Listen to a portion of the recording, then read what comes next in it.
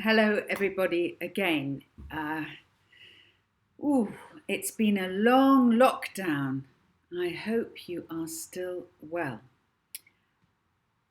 I'm here to read you some more of Molly Moon's incredible book of hypnotism. My name's Georgia Byng, and we got to chapter 17. And behind me today is a picture that I did a long time ago, about 25 years ago, and it's a picture of a character from a book that I wrote that never got published, and she is called Pancake. So there she is, Pancake, behind me, and I hope you like looking at her.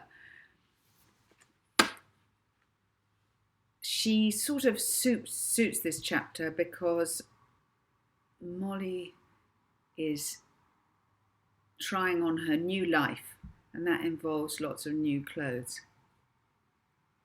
Chapter 17. It was all so easy.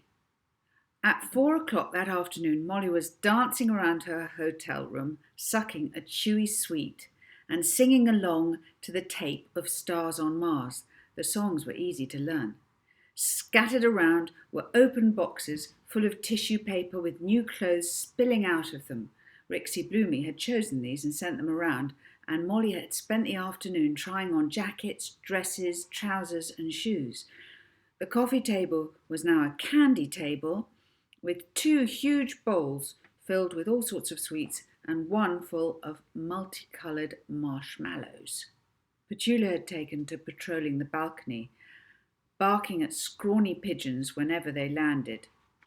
After the last number, Molly switched off the tape and lay on the bed, wearing her new jeans and a very cool t-shirt with a shiny moon on it.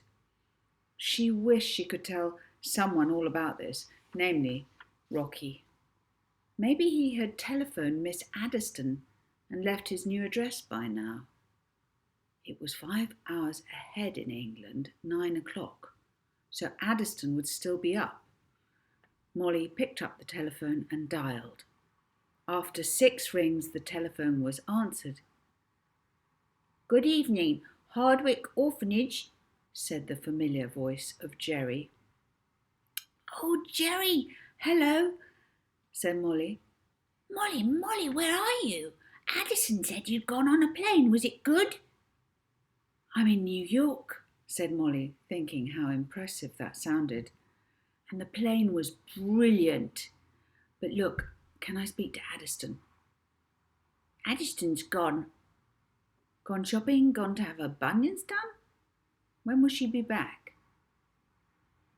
"She's never coming back," said Jerry, suddenly whispering. "She's gone, and Edna too. Addison said they wanted to be nice to children from now on, so they were leaving us to rule ourselves, and we could do anything we like."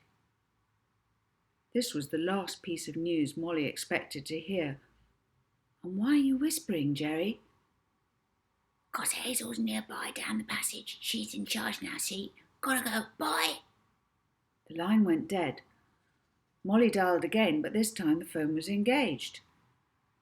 The idea of the orphanage being run by Hazel was horrifying, but then she supposed that Mrs. Trinklebury would keep an eye on everyone, and she relaxed.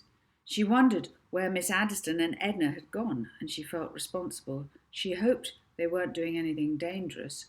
Visions of Miss Addiston snipping up other people's suits and Edna hitting people who didn't like Italy filled Molly's mind. But worse than the idea of Edna and Miss Addiston being lost was the fact that now Molly might never find Rocky, unless he called the orphanage and asked for her. Molly telephoned the orphanage once more. Jerry picked up the phone again. "Hello, it's Molly." "Hi, Molly," came Jerry's tiny whisper. "Look, the thing is, Molly, I'm not supposed to answer the phone. Hazel gets very cross. I've got to go soon." "Jerry, stop. Before you do, I want to give you my number in New York, in case Rocky calls. It's important. Have you got a pen?" Yeah, I think there's one in my pocket with my mouse. Oh, Squeak, no, you stay there. Sorry, Molly, Squeak nearly escaped. Oh, yes, here's a pen and, some paper. Okay, said Molly, and she began to give Jerry her number at the Bellingham Hotel. The line crackled. And if Rocky calls, give him that number or give it to Hazel, so that if she speaks to Rocky, she can.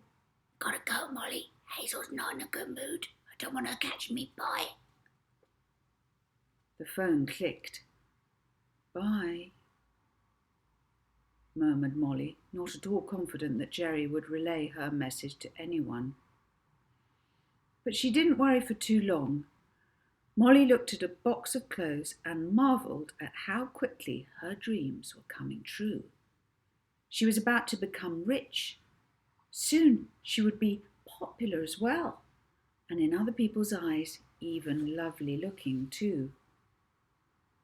Petula gazed through a gap in the stone balcony to watch the November lights of the city start to come on. If she'd had magic X-ray eyes, she would have seen that 25 blocks away in a cheap, dingy room where he spent a lot of his dodgy time, Professor Knockman was stretched out on a bed, snoring underneath a single light bulb that hung from the ceiling. His building was right beside a railway track, and the light bulb bobbed about every time a train rumbled past. On the floor of the room and all over the bed were newspapers. Professor Knockman was gambling that whoever this M. Moon was, she was going to be in the papers sooner or later for doing something extraordinary. And like a bloodhound, though not as good looking, he was ready to pick up the scent. All day he'd scoured the papers and the streets for stories about an amazing girl, even visiting hotels, but each time he'd been asked to stop loitering in their lobbies and leave. In his dreams, he saw the girl again, sitting in the back of the minibus with the Hypnotism book on her lap and a pug dog next to her.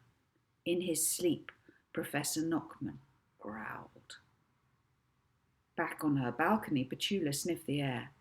Somewhere out there, someone was thinking about her. She knew it, and she didn't like the way they were thinking. Petula barked, then shivered and ran inside. She jumped onto Molly's bed and pushed her nose under the covers to find one of her stones. Molly had a nightmare. She dreamed that she was a big, ugly cuckoo in a forest with no friends. In the background, Mrs. Trinkleberry's song echoed through the branches as if the very trees were singing it. Forgive little birds that brown cuckoo for pushing you out of your nest. It's what Mama Cuckoo taught it to do. She taught it that pushing is best. All the other birds ignored Molly and hid from her. Some had the faces of the smaller children from the orphanage. When Molly walked towards them, they flew away. In the dream, Molly felt desperately lonely. She was searching for Rocky and tried calling out his name, but all that came out of her beak was a squawk. However, in the morning she soon forgot the heartache of her sleep, for she had work to do and money to make. Rehearsals for Stars on Mars were starting, and Molly had no time to pine for her friend. There you go. It was quite a short chapter, that one. So that is the end of chapter 17.